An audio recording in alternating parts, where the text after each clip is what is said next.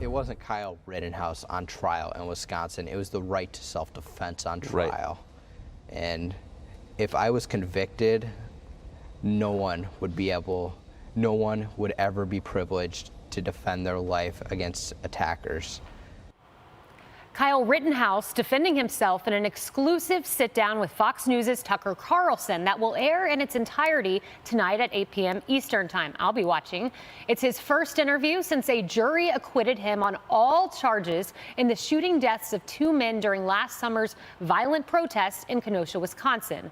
This as some are now calling for the media, calling them out rather for potential defamation of the then 17-year-old. In August of 2020, CNN tweeted this. Anthony Huber, 26, was among the victims killed in the shooting at a protest in Kenosha, Wisconsin. His girlfriend says he launched at the armed individual to protect her and the people nearby. He did a heroic thing, she said. And under the headline, "Suspect in Kenosha Killings Lionized the Police," the New York Times framed an article this way. Kyle Rittenhouse, accused of killing 2 people during protest of a police shooting, faces 6 criminal counts. His social media accounts showed strong support for officers. MSNBC's Joy Reid saying this: legal experts rip Trump for fomenting deadly violence and ethnic cleansing with Kyle Rittenhouse defense. Absurd.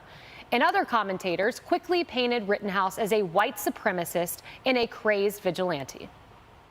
There's no legal explanation for it. There's a cultural and political one. Again, it's the white supremacy that the Trump administration has enabled and endorsed. The statements that he was responding to protect small business owners, that could be read very much as encouraging a sort of vigilante justice. And you would think the media would change their tune after a jury of Kyle Rittenhouse's peers found him innocent on all charges, but rolled the tape. Here they are.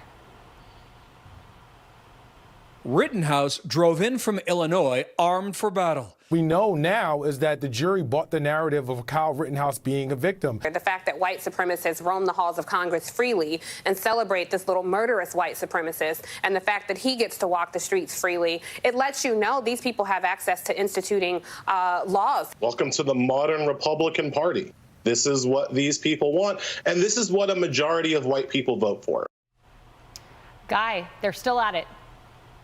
I mean, it's just breathtaking, some of the things being said, being written. I can understand in the initial shock over what happened, and there's 2 people dead, and there's riots in the streets happening in Kenosha back last year, people perhaps getting a few things wrong. But as you noted, Kaylee, the misinformation continues to flow to this day. I mean, I saw example after example over the weekend of news articles from actual news organizations, supposedly with layers of editorial oversight, getting basic facts wrong about the case, about the trial, about the Jacob Blake police shooting from last summer that was sort of the triggering event to the rioting. And what really struck me, and it wasn't just news organizations, colleges and universities putting out statements, public figures, celebrities, not even pretending to have even passing knowledge of the facts of the case or the evidence. And I feel like there's just this cultural script that we have. Like it's just a giant American morality play where there's a right side and a wrong side. They inject race into everything, regardless of what the fact pattern is. And if that's your hammer, everything's a nail, and people are just banging away at it with no interest, apparently, in getting details correct. And details, of course, matter across case to case. So we have larger truths being spewed all over the place that are, in fact, not truths at all, untruths, falsehoods. And whether Rittenhouse has a case here for defamation, I'll leave that to the attorneys on the couch. But the misinformation and wrong-headed reaction to this and demagoguery, frankly, is it's a blizzard, and it's mind-blowing. It makes your head spin. It's really despicable. And then you have the President of the United States at 2:29 p.m. on Friday. He came out, he said this. Stand by your past comments equating him to white supremacy? Well, look, I stand by what the jury has concluded. The jury system works, and we have to abide by it. The system works. And then John Cooper of Heritage points out 72 minutes later, he changed his tune. He said this: while the verdict in Kenosha will leave many Americans feeling angry and concerned, myself included, we must acknowledge that the jury has spoken. I remain steadfast in my commitment to do everything in my power to ensure that every American is treated equally with fairness and dignity under the law. So, Julian, we went from the process worked to he's angry. Yeah, I think to Guy's point that he made a moment ago, for some reason with this trial, this case, it was particularly hard for facts to break through all the emotion. Two of the most persistent, incorrect facts that have pervaded this entire media landscape during this trial are the idea that Kyle traveled across state lines with a firearm, which he did not. Also, the idea that he shot black men, which he did not. That said, this case is particularly tragic because Kyle may have been acquitted, but he's not a hero here. There are no heroes. There are no winners. There is no victory lap for Kyle or anybody else to take. We, the American people, are left yet again with death and destruction, the threat of more protests, more riots. It seems like yet again America is kind of on this razor-thin knife's edge, and everything is flammable and could, go pear-shaped in an instant. I'll leave it to you guys and to our viewers to decide if they feel that President Biden's comments hurt or helped. Now, Kennedy, I was working in the White House when the former president, President Trump, was asked about this, and he said, look, it looks like Kyle Rittenhouse was fleeing a violent situation, but we'll wait for the investigation to occur, to which Joy Reid accused the former president of ethnic cleansing with his Kyle Rittenhouse defense, the so-called fact checkers. You had PolitiFact come out and say that he was not fleeing, and the video showed that. And you had the AP fact checker saying that Trump spoke in defense of someone who opposed racial justice protesters. So even the fact checkers getting this wrong from day one.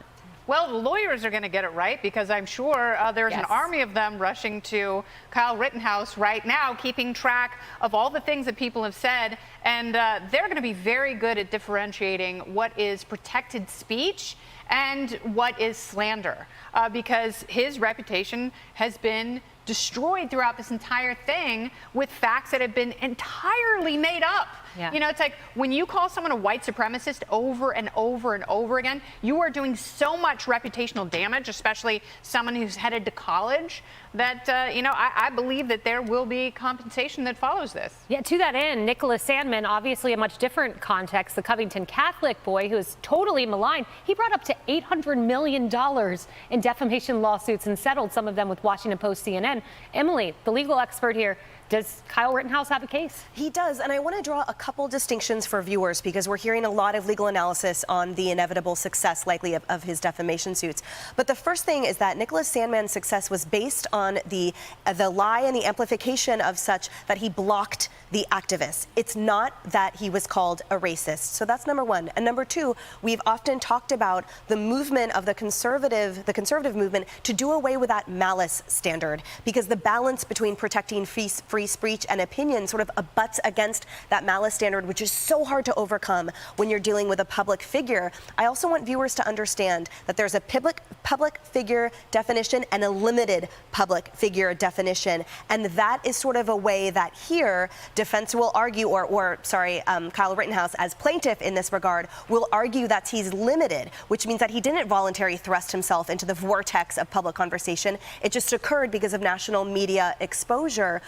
And finally, just remember that courts really do protect opinion, especially in public controversies like these. And so there is an error on the side of First Amendment opinions. But to the point, if it destroys your employability, if it destroys your educational opportunities, if there's quantifiable damages, then absolutely he will be successful. So I don't deny that, but I just wanted to let viewers know of those nuances for them to be aware of. And he should be successful because what happened to Kyle Rittenhouse is an absolute travesty, and the media should be ashamed of themselves. Hi, everyone. I'm Brian Kilmeade. I want you to do me a favor. I want you to click to subscribe to the Fox News YouTube page. This is the only way that I know for sure that you're not going to miss any great commentary, any great news bites, any great interviews coming your way on Fox. You can get it all here on YouTube. So subscribe right now.